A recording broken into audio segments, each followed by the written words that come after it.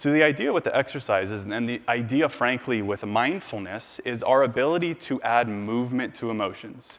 When I think about optimism to me is the belief that things can change.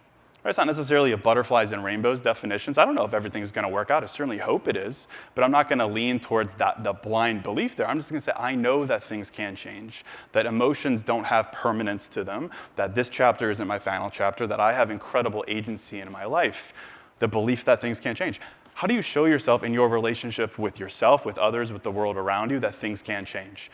It's all word choice. It's entirely word choice. And I want to take you through some exercises here. If there's one takeaway before we get to the exercises, though, it's the quick takeaway is how do you speak to yourself when you do feel a feeling? So you've narrowed in on a word, and you say, I am anxious, or something like that. Most people say, I am anxious. Some of us say, I feel anxious.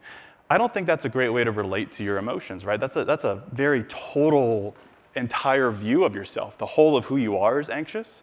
And obviously, we're not trying to nitpick the language so much, but the whole of who you are is not defined by that emotion. That emotion is a part of you. So the better way, and it'll be one of the prompts that we're going to do here in a second, is when it comes to how we speak about our emotions, we say, a part of me feels a certain way. And this pays respect to all different kinds of approaches to the self and therapeutic approaches to the mind, but it pays respect, of course, to the fact that we are complicated humans. There's many different parts of us. We're not just one big blob of humanity. There's past parts of us who were hurt in the past and are trying to control things in the present. There's parts in the present that are overthinking the future, trying to control the future. All these things are interacting. It's our job to nurture balance between all of these parts, and it starts with the way that we speak to it, right? So we say, a part of me feels a certain way. A part of me feels stuck, for instance.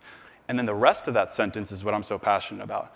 It's creative writing. It's optimism. It's adding movement. A part of me feels stuck. It's an honest statement. This is how I feel. But the reality is I'm transitioning. A part of me feels nervous. I'm a little nervous right now. Everyone's staring at me. It is what it is. A part of me feels nervous. I'm acknowledging the emotion, but I'm excited to do this. This is what I love to do. A part of me feels overwhelmed, but I'm working through my to-do list, right? It's the ability to honor an emotion. We always honor the emotion, but then we add movement to it, the belief that things can change using creative emotional vocabulary.